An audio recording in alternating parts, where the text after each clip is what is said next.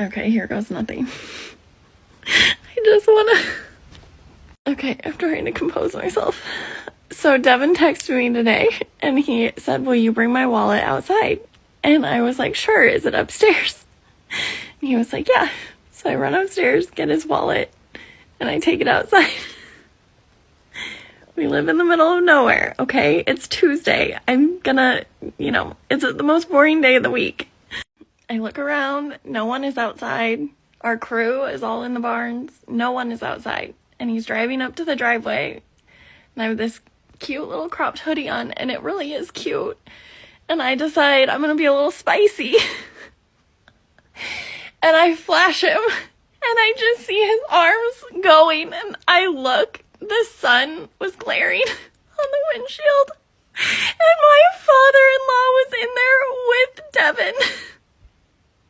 I literally threw the wallet on the driveway and ran inside and came up to my closet and locked myself in my closet because I'm never going outside again. I might divorce Devin so I can get out of this situation and I never have to see my father-in-law again. Like, I don't know. I will never emotionally recover from this. I don't even know, what you do to get yourself out of that situation. He'll never, how do I ever look at him again? Well, it's been fun. It's been really fun getting to know you all. I regret to inform you that Teresa Rowley has passed away.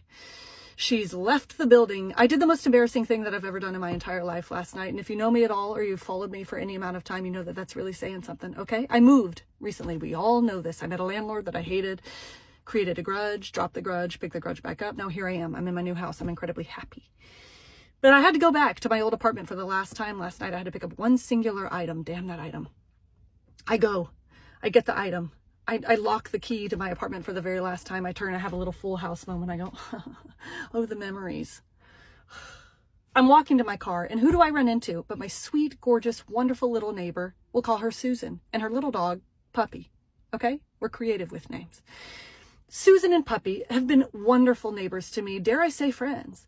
When I first moved into that apartment, I was dating a man who was a piece of shit, and I had bought a couch off of Facebook Marketplace, and it was in big boxes in the back of my Honda Pilot, okay? Too big and cumbersome for me to move in myself. He told me that he would take me to dinner, and then he would help me bring the boxes into my apartment and set up my couch. I said, great, sounds like a good time. We go to dinner, we're sitting at the bar when all of a sudden one of his girlfriends, platonic girlfriends, walks in, sits at the bar next to us. She laughing, touching his hair. She goes, thanks for inviting me. I said, who invited you? What? I played it cool because I was chill back then. I have no chill anymore, okay? I would yoink his dick off if that happened to me today. But anyway, we leave the restaurant. I say to him, I say, hey, it kind of seems like that girl is into you. He lost his shit, okay? Red flag number 5,962. He leaves me in the middle of the street. I said, hey, what about my couch? He goes, fuck your couch. Okay, cool. So I go, I'm trying to pull my couch in by myself. Okay, I'm crying, I'm emotional, I'm feeling incredibly vulnerable, alone, when all of a sudden I hear Susan, whom I had never met, come up next to me and she goes, do you need some help? So ginger, so maternal, so wonderful. She's about yay high, she's tiny, strongest woman I've ever seen. She brings all these boxes out of the back of my car into my apartment, helps me set up my couch. It was such a sweet, angelic moment, truly. Cut to last night, that was 2 years ago, okay? I'm leaving my apartment for the last time. Who do I run into in the parking lot but Susan and Puppy? I go, oh my gosh, Susan, I'm leaving. I'm so glad I ran into you. She gives me a hug. She goes, you were just so sweet. I say, you were so sweet. Thank you for my couch that one time. Okay? So she hugs me. I say, yeah, we'll stay in touch. Sweet hug. Then we start to pull away from the hug, but she doesn't pull away entirely. She holds on. In fact, her face kind of gets closer to mine. And I was confused. And so I didn't quite know what to do. And I panicked and I kissed her on the lips. I kissed her on the lips. Because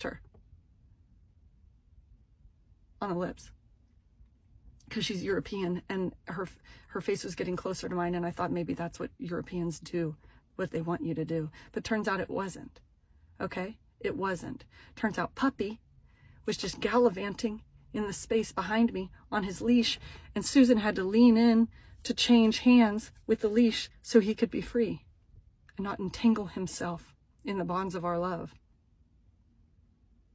But I kissed her. She goes, oh. And I went, oh. And she goes, thank you.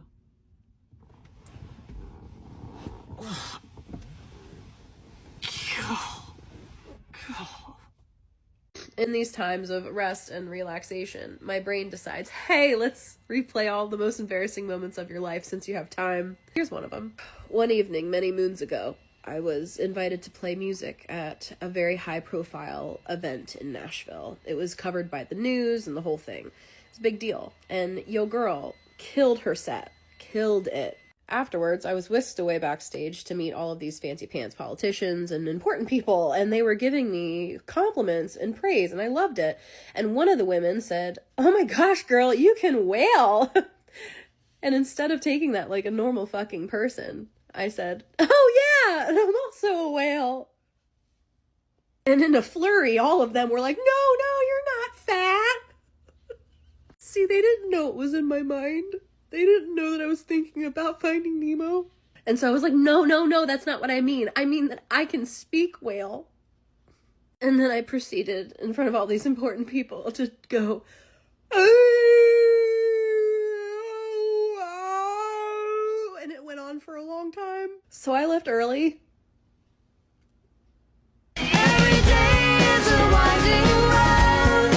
You know, I've come to accept the fact that I will always embarrass myself in public for as long as I live. And yesterday was one of the worst embarrassments in a while. So my wife and a friend of ours, we go to Hibachi yesterday.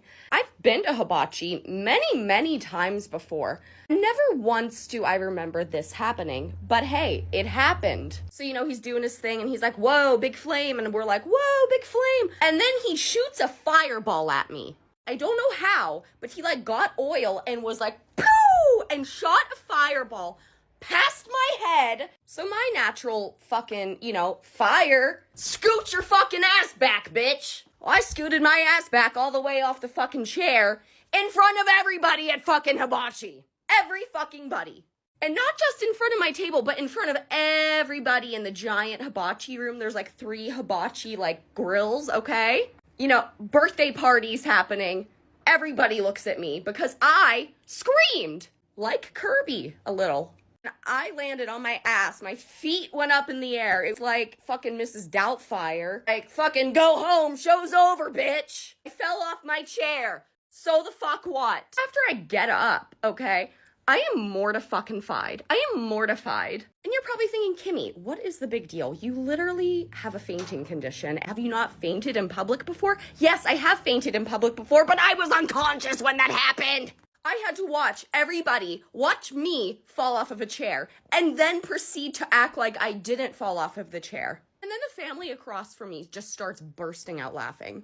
And the guy who did the fireball is just like, dude, a little fucking warning next time.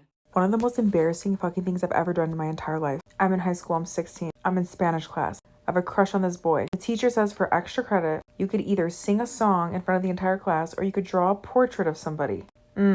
Yeah.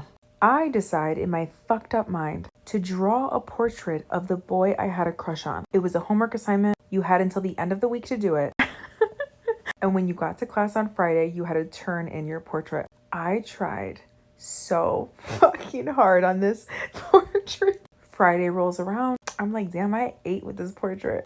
I sit in class. The people that chose to sing start singing in front of the class. He calls them up one by one.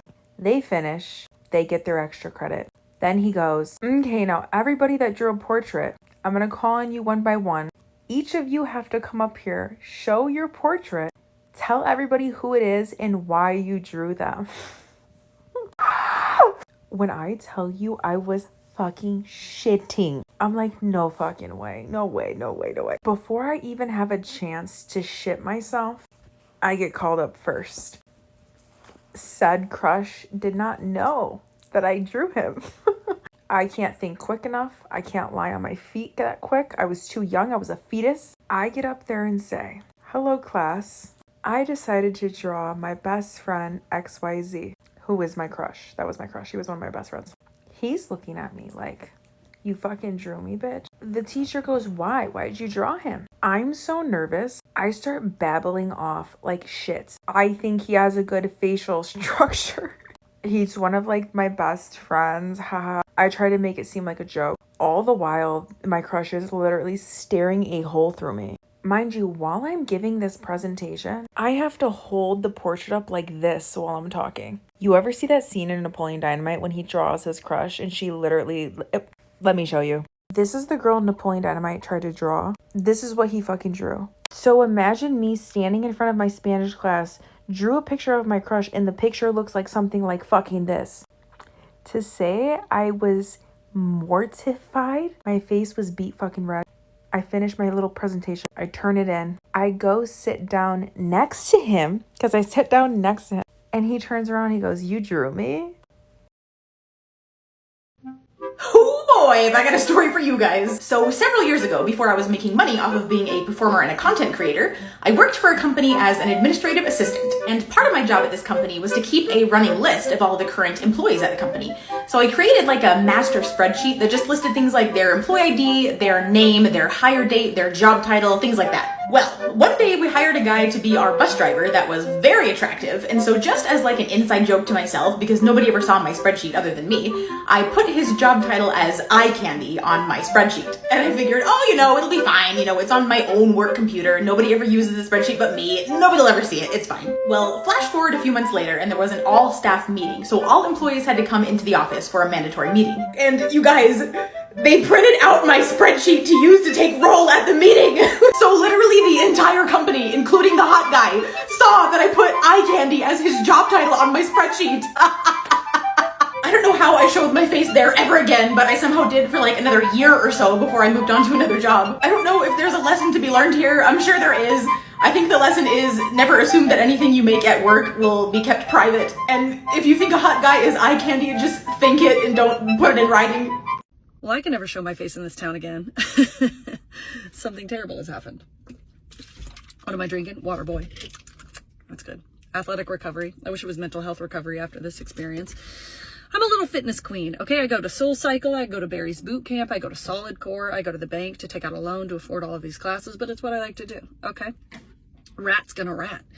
Anyway, my guy friend, told me that I should start doing the sauna after my workouts to detox all the toxins out of my body. I said, "You're a toxin. I wish I could detox you right out of my life after this experience." So I said, "Okay, well, what do people wear in the sauna? Are we naked?" And he said, No, not naked, but definitely like skivvies, down to your skivvies." He's weird that he says skivvies. And I said, "Okay." So I finished my workout today. I stripped down to my skivvies, ugly undies, because I'm working out in them. They don't have to be hot. I go into the sauna. I'm the only one in there. I said, "This is like the womb." It was so nice, warm, dark, made me miss my mom. I'm in there, I'm topless, okay, because this is white and kind of fancy, and I didn't want to wear it into the womb.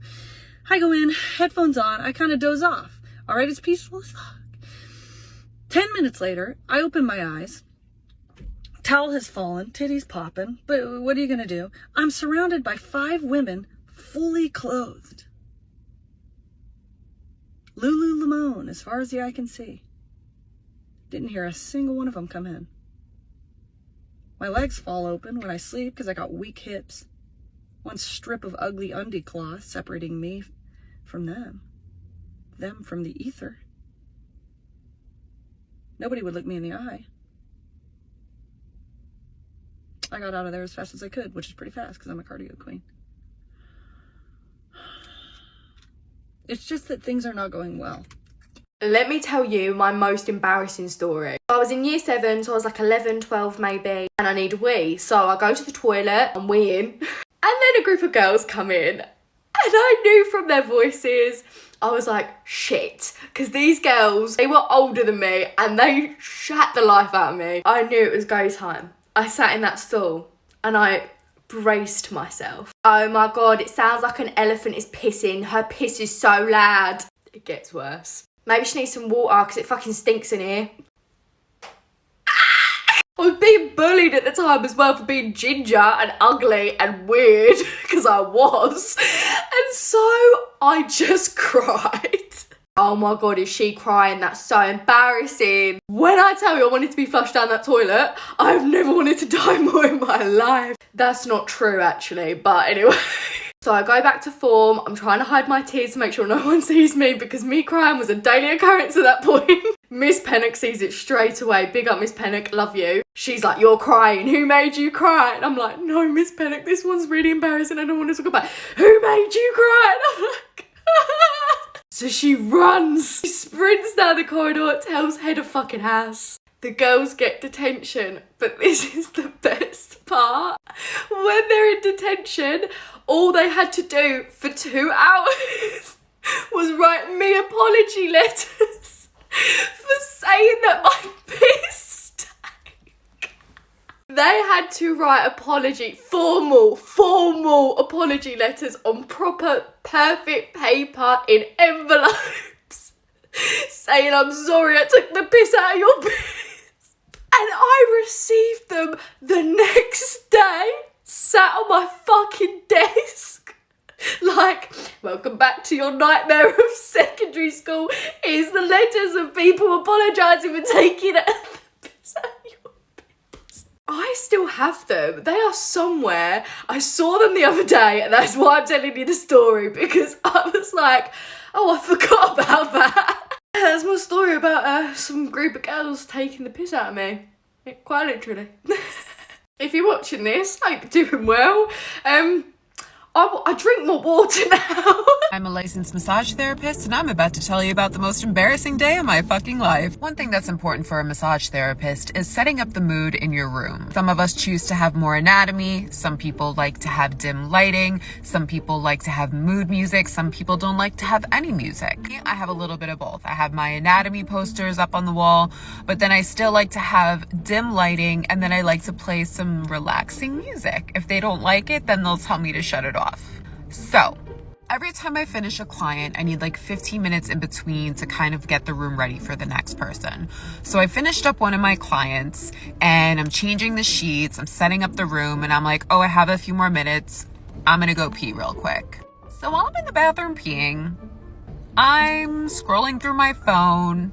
Don't act like you don't do it. While this is happening, I guess the girls in the front, let my other client in thinking that I had my room ready. I'm going through my text messages real quick, and I happen to be having a kind of inappropriate conversation with a guy I've been talking to.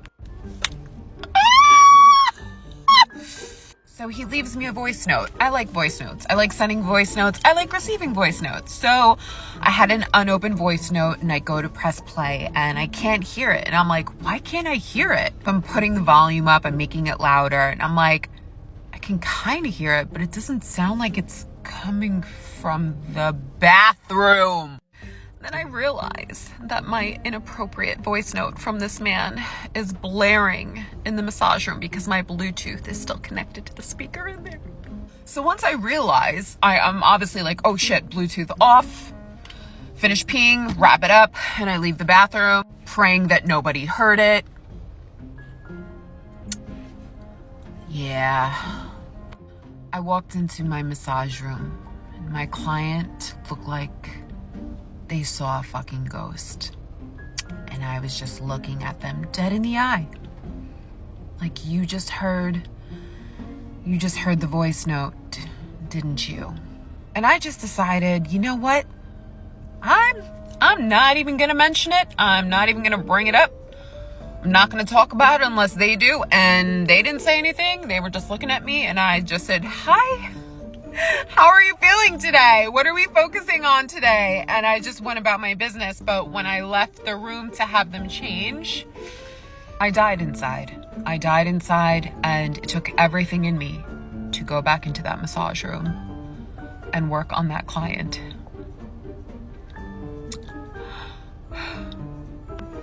If you are a massage therapist or work on clients where you play music that is attached to your phone with your Bluetooth, just be very, very careful about disconnecting it when you want to listen to sexy voice notes from the people that you're dating.